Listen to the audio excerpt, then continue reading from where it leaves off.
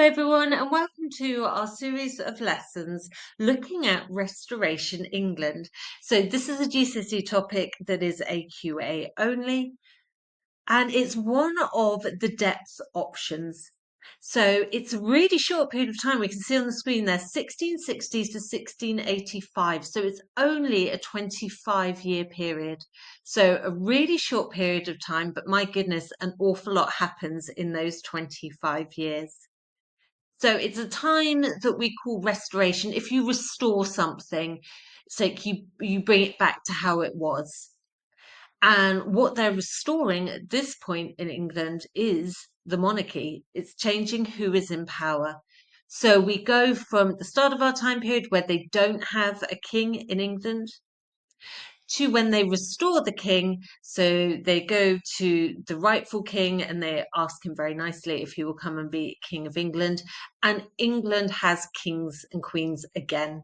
So the monarchy is restored, Restoration England.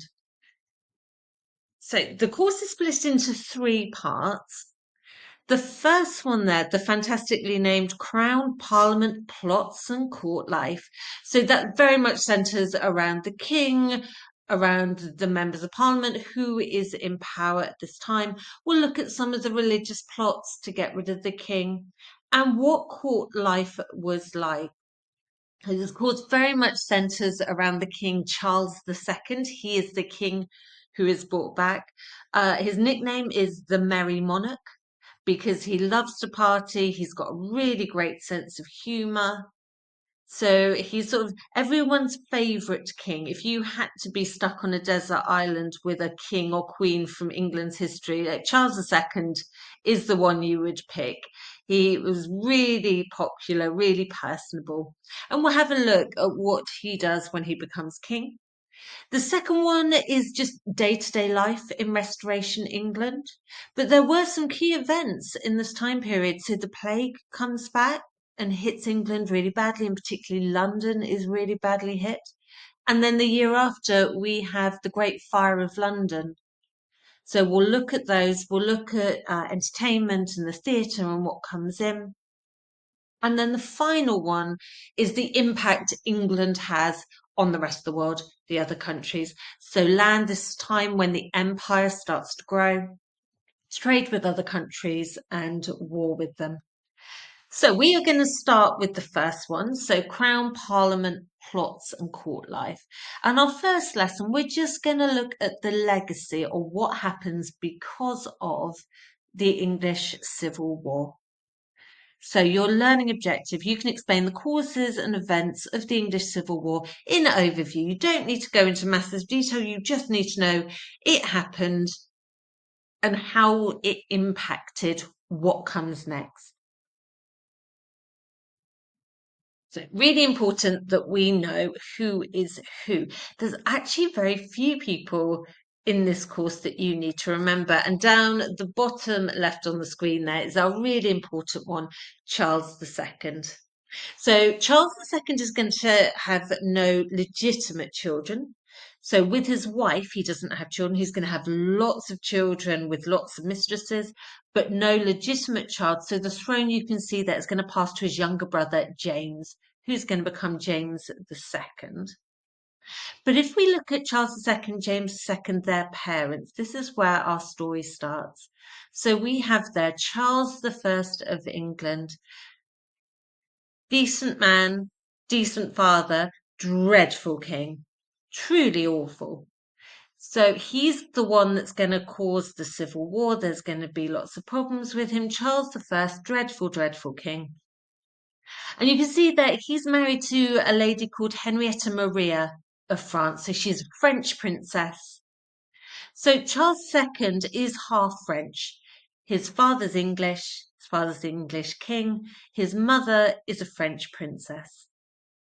So that's going to become important later in our story. So where our story starts with the English Civil War, we've got Charles I who's ruling with his queen Henrietta Maria. And this is a really famous image from the time of the English Civil War, and it's called The World Turned Upside Down. So the English Civil War just made everyone living at the time feel like the world had turned upside down. Everything had changed. Nothing was as it should be. So you can see in the picture there down the bottom, you've got a rabbit chasing a dog, you've got a mouse chasing a cat. Everything felt wrong, and it made people feel very, very insecure. So, what caused the English Civil War? So it's the king, Charles I, versus Parliament. So a civil war is when both sides are from the same country. So it isn't England versus another country, it's the English king versus the English Parliament civil war. And it affected everyone. The battles were spread all around England, civilians were affected as well. So this was a huge event for the people living through it. And one of the main causes was power, the two sides arguing over who should be in power. So, Charles I believed in something called the divine right of kings, which basically means if you're a king, it's because God has chosen you to be king, therefore, what you say goes. So, even if you think the king is doing a really bad job, well, God doesn't think so because God chose him, so you just have to get on with it. So the king's attitude is very much God has chosen me, what I say goes. If you don't like it, tough. Parliament is like, well, no, hang on a minute. We have a right to say if you are being rubbish, we have the right to guide you. We have the right to have some kind of power. Another factor that's going to come into play is religion. So, if we remember in the Tudor period, Henry VIII sets up the Church of England that takes on later Protestant ideals. At this point, England is Protestant, very much Protestant, that is very Catholic. So, England's Protestant, the Germanic states are Protestant, everyone else is Catholic. So he marries Henrietta Maria, who is French. French is very Catholic.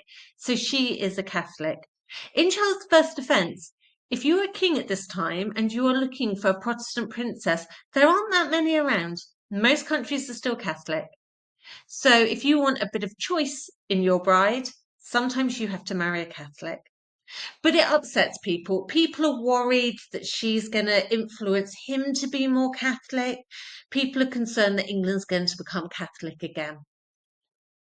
Particularly the members of parliament. So, a large number of MPs or members of parliament are Puritans, and we're going to look at them again in a bit. They are extreme Protestants, so they are as far from Catholic as you can get.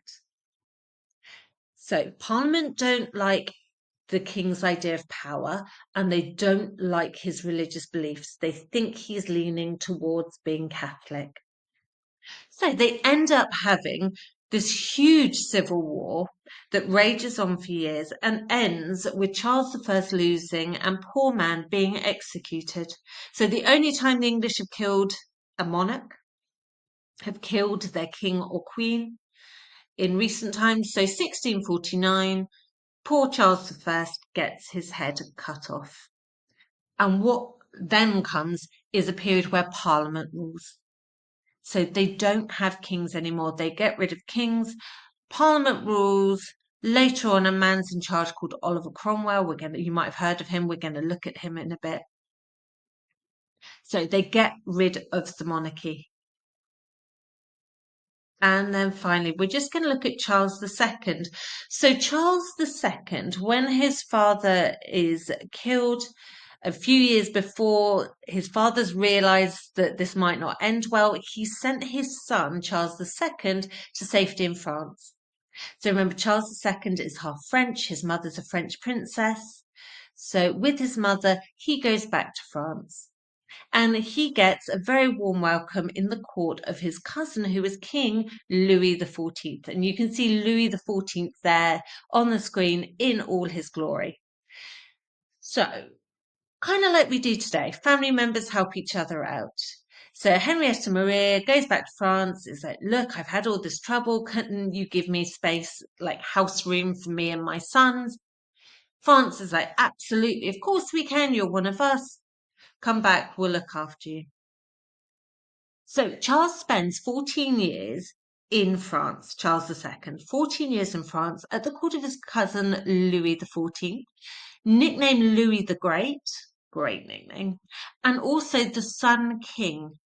So the Sun King, partly because he was dazzling, but mainly because the sun is the center of the solar system. The king is the center of everything. So Louis XIV was what we call an absolute monarch, absolute power. So he is not ruling under the charge of anyone else, with the help of anyone else. So he has advisors, but if he wants to ignore them, he absolutely will. Total power. And Charles II, who at this point is Prince Charles in exile, is looking at this and watching on. And Louis absolutely believes in the divine right of kings. So this is the background to Charles II. So starts off great. His father's a king, his mother's the queen, he's a prince, life is good. Then the English Civil War comes, the English murder his father. He ends up in exile where he's taught these ideas that you are the rightful king, God has chosen you, it's not for anyone else to say anything about it. So that lays the groundwork of our next lessons where we're going to look at what's happening in England while Charles is in France.